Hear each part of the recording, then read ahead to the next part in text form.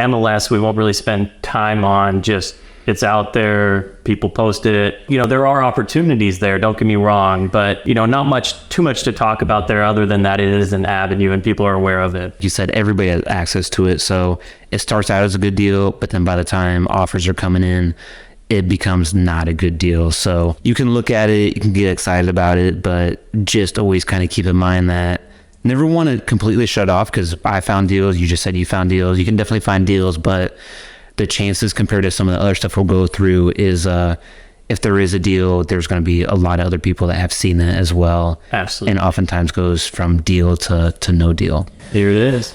Okay, so what are we doing right now? What is this? Today? I don't know. Today? Right now. I think today we're going to talk about how we source some deals. No. No? No. Oh. You wanted to talk about something cool? Yeah.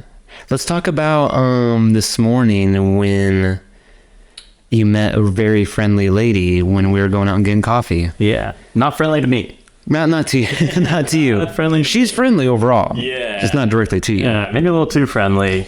We were just talking about that. We were out grabbing coffee, walking my dog, and my dog's a 30-pound Aussie Doodle, a little fluff ball. Cute dog. Yeah, very cute.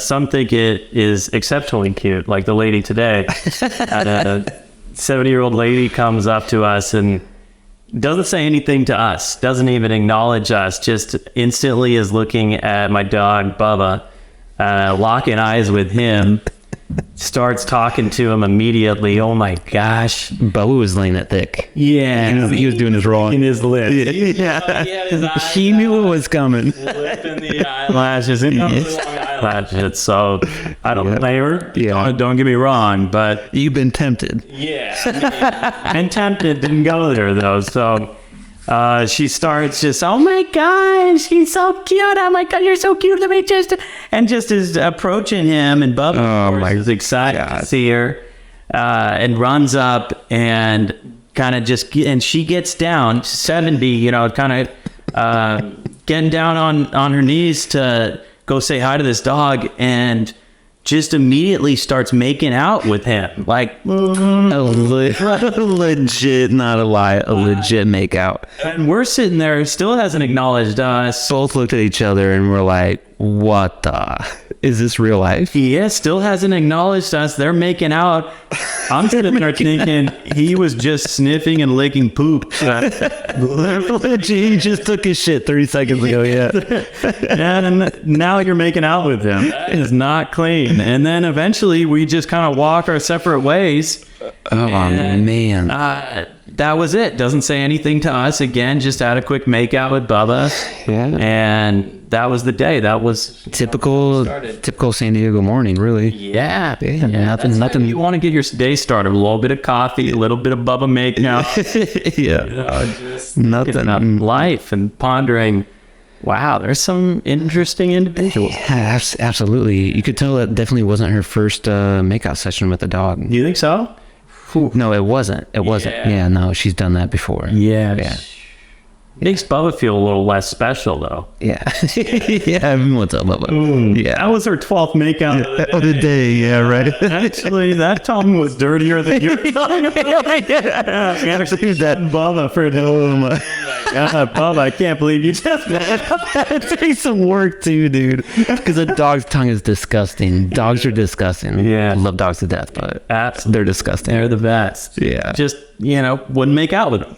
Yeah. No, yeah. I pet the shit out of him. Yeah. Yeah. No makeouts. Good dog. Yeah. Good dog. Okay, bud. Yeah, I don't know. Today, let's talk about how we found deals. Yeah. How I found my deals, how you found your deals, like this place, how we both found deals together. I think that's definitely a common question that gets brought up when people are both talking to both me and you about how do you guys find your deals? How did you find Des Moines deals or whatnot? So sure, should definitely dive into that a little bit. Yeah. So kind of, overall, there's wide range of being able to find deals. MLS, we won't really spend time on, just it's out there, people posted it. A lot of primary house sort of style, single family, you could find through MLS, but oftentimes that ends up being an onslaught of individuals. Everybody has access to it. Everybody sees it. People are looking, all of those things. You can still find deals. I actually found this property through MLS through Redfin, basically, which pulls from MLS. And this property is your Airbnb. Airbnb, that we're in today. So, there are opportunities there, don't get me wrong, but, not too much to talk about there other than that it is an avenue and people are aware of it. Yeah, it's definitely an avenue. What I like to say, though, is anytime there's a good deal on there, like you said, everybody has access to it. So it starts out as a good deal, but then by the time offers are coming in, it becomes not a good deal. So you can look at it, you can get excited about it, but just always kind of keep in mind that never want to completely shut off, because I found deals. You just said you found deals. You can definitely find deals, but the chances compared to some of the other stuff we'll go through is if there is a deal, there's going to be a lot of other people that have seen it as well. Absolutely. And oftentimes goes from deal to no deal. And then you got to differentiate yourself somehow, whether that's through higher offer, through I've seen people write letters. Personally, I built a relationship with this seller. He kept coming back. He liked hockey. Come in and watch hockey with him, drink a beer. Gave him back rubs. Yeah. Oh, so, in the end, it's you got to differentiate yourself. Whereas, what we'll talk about next, really direct to seller. So marketing to them, finding deals that way. And really that's been your bread and butter. You found a ton of success and do a lot of direct outreach. So maybe on that, what's your approach, the team that you have today? Yeah, all the details. Spill the beans, man. To you, I'm not telling you shit, bud. All of our. I'll tell our friends though. Okay. Yeah. So turn around while I say this. Okay, thank you. No, direct to seller. It's definitely always been my main business model. How I've always sourced deals. I can't remember the last time I personally bought a deal off the MLS.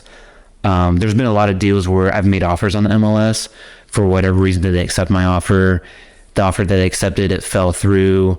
Deal eventually, or the listing eventually canceled, and they happen to still be in our pipeline that we followed up with and end up buying it. But timing. But to buy it directly off the MLS, it's been many, many years. We're not super aggressive by any means pursuing MLS deals, just because we are having direct to seller. But for us, direct to seller, so many different ways to source leads, which turn into deals. One misconception I think is that you get a lead, whatever that avenue is, which we'll talk a few of those avenues, but very few times do you get that lead that turns into an immediate deal that you close. A lot of times it's getting that lead and then nurturing that lead.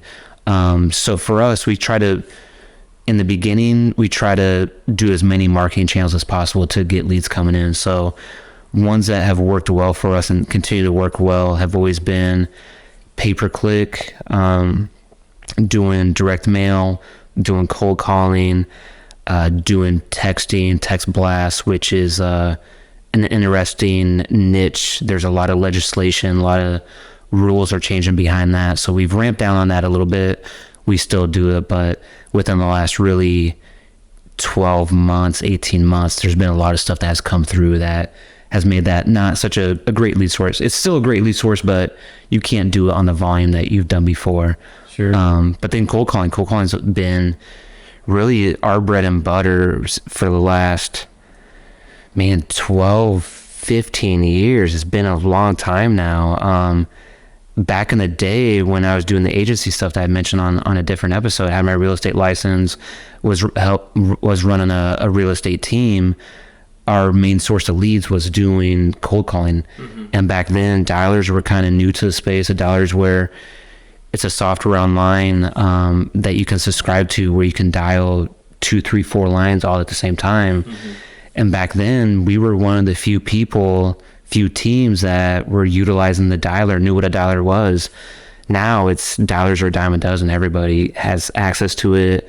They're fairly cheap now, but yeah, ever since we were doing cold calling, it's always been in our arsenal of how to find deals, and has always helped us produce deals. So another one too is also driving for dollars. So we have, Well, but let's touch on just kind of that pay-per-click, direct-to-seller. 2 questions. First one, which dialer do you use? Which one do you like? good question. We've used quite a few. We were with Mojo for a while. I think it's mojosales.com maybe is a website now. We're using them for 7, 8, 9 years, a long time. And we just recently transitioned to a platform called Smartphone. So it's smart without the A, but smartphone.com, which ties into Podio, which is our CRM. But with Smartphone, you can dial 4 lines at a time. You can reach a lot of people, and how it directly integrates with Podio is kind of the main reason that we switched over. But dialers are definitely, if you're doing cold calling, cold outreach, are the way to go. Otherwise, you're taking your cell phone, you're manually dialing a number, letting it ring 4, 5, 6, 7, 8 times. If they don't answer, voicemail hits, you're leaving a 30-second voicemail, minute voicemail, whatever that was, and then you're moving on. So each contact that you're reaching, if they're not answering, that's an easy minute of you spending time waiting on the phone, where a dialer is dialing 4 numbers at a time, and whoever answers first is the one that you get connected to. So efficiently, you can get through big list of people. And at the end of the day, sales, as in any industry, any niche, is a numbers game. The more you can outreach, the more numbers, the higher likelihood that you'll get leads. So dialing, if you're doing cold calling, is definitely worth investing in a dialer. And anymore, dialers are fairly cheap. Because of the team I have set up and the amount of data we go through, we spend quite a bit of money on our dialer. But for example, Mojo, we still use Mojo to get certain data. We don't use their dialer anymore.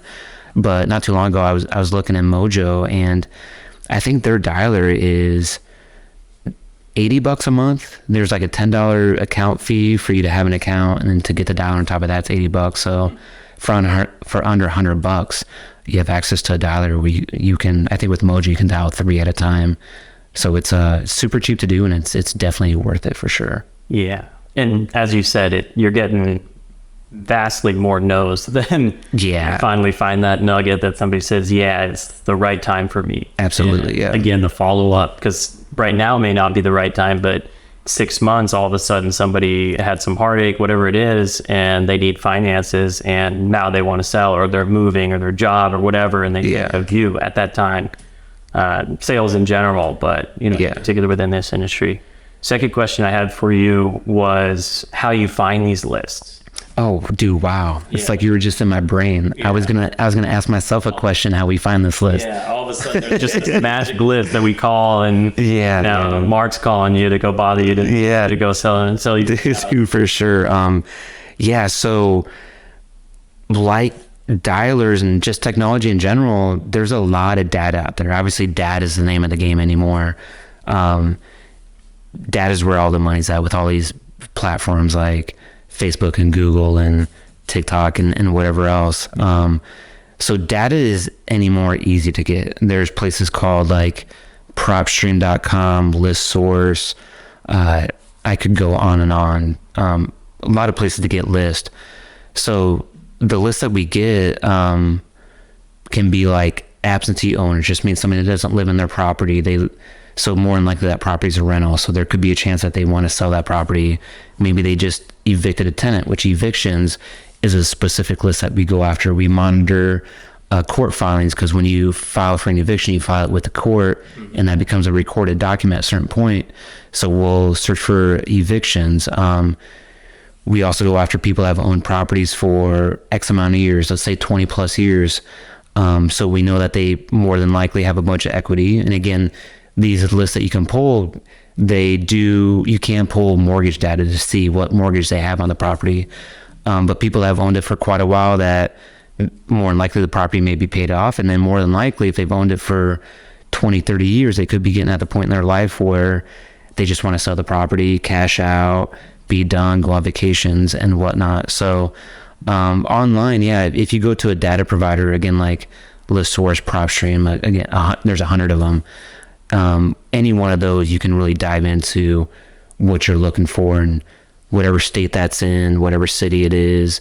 It's pretty intriguing, fascinating how much data there is out there about you that you don't know about. Scary. Yeah, it's nuts. Yeah, absolutely, man. Yeah, it can just reminds me randomly of, sometimes you'll be talking about something with a friend, and then all of a sudden the next day you're on Facebook, and that thing you're talking about with a friend, all of a sudden you're getting ads on Facebook about that thing. 100%. Yeah. Not even you were searching it. That's what's scary about it. You had a conversation, and all of a sudden you're getting ads. And to be fair, it's great, spot on. It's like, absolutely. They're doing their job good. Yeah. Terrifying. Yeah. Listen to my conversation. Yeah. And it blows my mind, because that's been going on now for a while. And it blows my mind that legislation, higher ups in government hasn't caught on to it and has cracked down on it. Yeah, absolutely. It's been ongoing for a bit. It's nuts. That hidden privacy policy that no one reads and just clicks on it. Yeah. Which more or less says, hey, we can do whatever we want. You access our stuff, and we will listen to all of your conversations. Yeah. And I'd say, kind of to round out the direct to seller, driving for dollars has always been a great list for us. Yeah, that's good. There's ways to really do it on your own, driving around looking for properties that have overgrown grass in the summertime. In the wintertime, snowstorms comes through, driveways aren't being scooped. You can see overgrown trees, boarded up windows, just anything that looks distressed. It's one of those things that it's easy to do, it's cheap to do, it's more or less free. You're paying for a little bit of gas, but you're driving down, you're writing down these addresses, and then you can send these guys postcards, you can skip trace these guys. By skip tracing, you can go online, and a lot of providers that will provide skip trace info, which is phone numbers, mailing addresses, things like that. Or you could turn it into you doing it versus you recruiting people to drive for you, where you say, hey, for every address you provide me, I'll give you X amount of dollars, or whatever that looks like, or I'll pay you X amount of dollars per hour to go around and drive certain neighborhoods. So it's definitely a great list, because you can search for violations against the house. Like if the city's come in and has tagged your house as having overgrown weeds, peeling paint, things like that, the city can tag you. But up until they tag you, there's a lot of houses out there that need to be tagged that the city hasn't gotten to, that the only way you can get that info is by driving by and writing down the address. So driving for dollars for years and years and years has always been kind of our highest converting list, for sure. And you also know that market. You can see the neighborhood. You say, wow, this area is turning, or I love this neighborhood. If I can find a place here, I know everything about it. I'm down the street, or whatever the case may be. You know it because you're driving it. You feel it, rather than just an address in an area that you can now Google search, or whatever the case may be. So a lot of merit and value out of just being present and understanding the market. Yeah. Using Google search technology, dude, Google Maps, you can drive virtually, driving for dollars. And we're in the Omaha market. Omaha's a smaller market for sure. But Google just recently came through there last summer, summertime, and remapped a big chunk of Omaha. So with Omaha being a smaller market, the reason I say that is they're actively in big markets. They're always updating the Google Maps. You always see cars out there driving around. They're constantly, if you look up your house or wherever you're living at, if you look it up, oftentimes you're going to see imagery of your house from within the last year or few years. But since they're always updating it, you can sit at the house. It costs you $0 besides paying for internet, and you can do driving for dollars through Google Maps, which is it's pretty fascinating. Yeah, it's incredible. Yeah, and the resolution out of it, you can look at it. Man, that's my house. Yeah, there's me. Yeah, right. Absolutely. So yeah, this direct to seller. Another one that both you and I have benefited from has been broker relationships, working with other real estate agents, real estate brokers, and whatnot. Yeah, absolutely. If you want to dive into that a bit. Yeah, I mean, a lot of the brokers within commercial real estate, I would say, so the minute that you go above 4 units, typically it's called commercial within multifamily, and you have the rules start to change. You have brokers that might have pocket listings, which, might have an off-market deal in residential, things like that, but it's a lot less common than multifamily space. Usually single family, residential, primary residence, things like that are going to go to the MLS, going to get broadcast out there.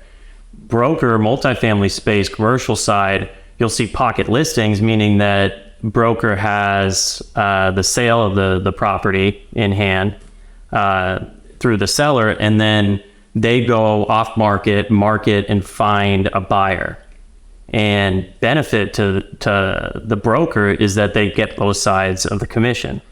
Yeah, huge upside. And to take a step back, not to interrupt you, but even on the residential side, at least in Nebraska and Omaha, for example, the Department of Real Estate, I don't know if it's Department of Real Estate or Realtor Association, I think it's Department of Real Estate, more or less outlawed residential realtors from having pocket listings. When you get a listing, you can market that within your brokerage only, but you can't market that outside your brokerage. You got to put that on the MLS right away for everybody to view. So before it gets to MLS, however many agents are in your office, you can show it to them, and they can show it to their buyers. But now there's rules and guidelines saying, hey, as soon as you get this listing within X amount of hours, more or less, you've got to put this on the MLS, which, going to what you were just saying, is not applicable in the commercial space. Yeah, not yet. Absolutely. And so there's that kind of nice little pocket of opportunity, really. If it hasn't obviously been broadcast, there's not the exposure. It's only the network that broker has. So maintaining that relationship, and a broker, for instance, trusting you, knowing that you can close, has confidence, they're coming to you. And on top of that, so it starts there from a business perspective, but then a relationship perspective. If they like you, they want to do business with you, they're going to come to you. They'll say, hey, we had beers last week and I want to give you this deal. I got one pop. Absolutely. Yeah. Wow. Yeah, that's right up our alley. Sweet spot for us. Perfect. So building and maintaining and nourishing those relationships has been a big asset to us. I mean, we, through one broker, has helped build our portfolio within the state of Iowa. Yeah.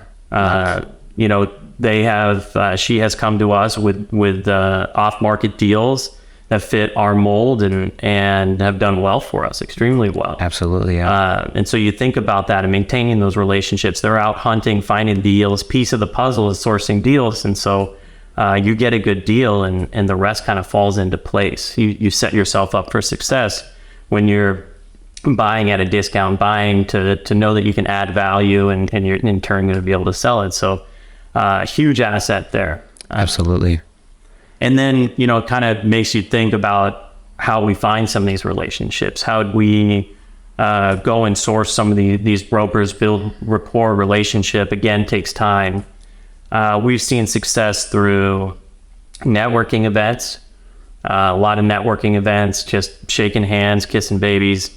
But, that really hasn't been an asset. And then just fostering that relationship, building, checking in every once a quarter minimum, keeping top of mind, and then it's vice versa. It's a symbiotic relationship again, that in turn is always a good partnership. Absolutely. Yeah. They know that you're going to close, and that's a big piece in the multifamily space, really big piece in real estate in general. That helps them get listings, or helps them get leads from sellers, is them coming to the seller saying, hey, I've got these buyers that they bought X amount from me. They're looking for more. What you have fits what they're looking for. So why don't you sign a pocket listing? Why don't you sign a listing with me?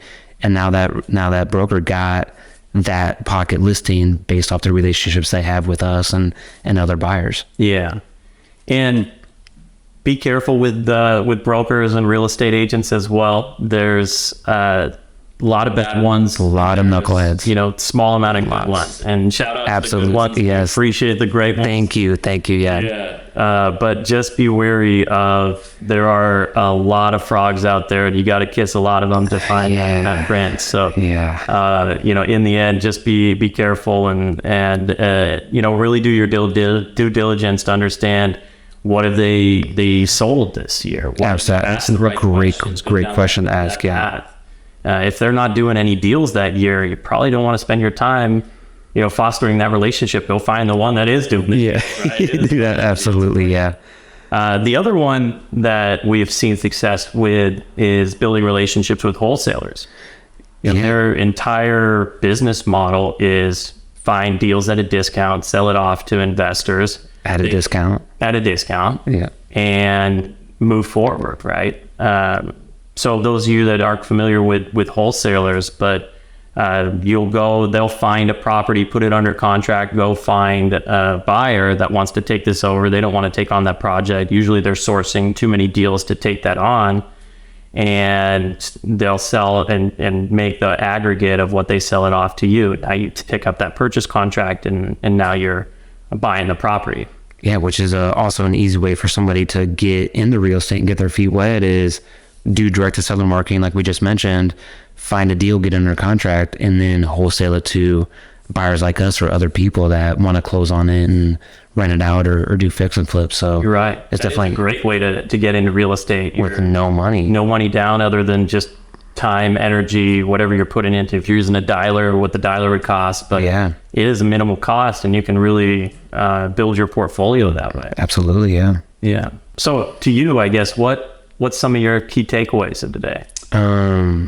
Dude, I would say follow up. No matter what you're doing, direct to seller, broker relationships period, whether it's brokers, wholesalers, whatever that is follow ups. Like I mentioned earlier, very rarely are you going to get a lead in that instantly turns into a deal or turns into a deal within a few days. Mm-hmm. For us, a win is getting the lead in the system that we can then follow up with, because that's where you make your money, is in the follow up. There's countless number of times where we followed up with somebody literally we just closed on one actually in Lincoln a few weeks ago, where we followed up with the seller since 2016. Just been in our system. Yeah. One is to have a system in place to do that follow up, which can be as easy as a Google spreadsheet and reminders on your phone saying, hey, follow up with this person on this date. Mm-hmm. Super simple, not complicated, but it's consistently doing that over and over and over, because we built that relationship over the 6 years. Mm-hmm. But then also, when we're following up, we caught them at the right time where they were finally ready to commit to sell, and we bought the house at a great discount. It is a great deal. Absolutely. So yeah, I would say follow up, right? Yeah. At the end of the day, it's all about follow up for sure. Awesome, brother. Cool. Episode 10,001. Might as well. Yeah, let's do it.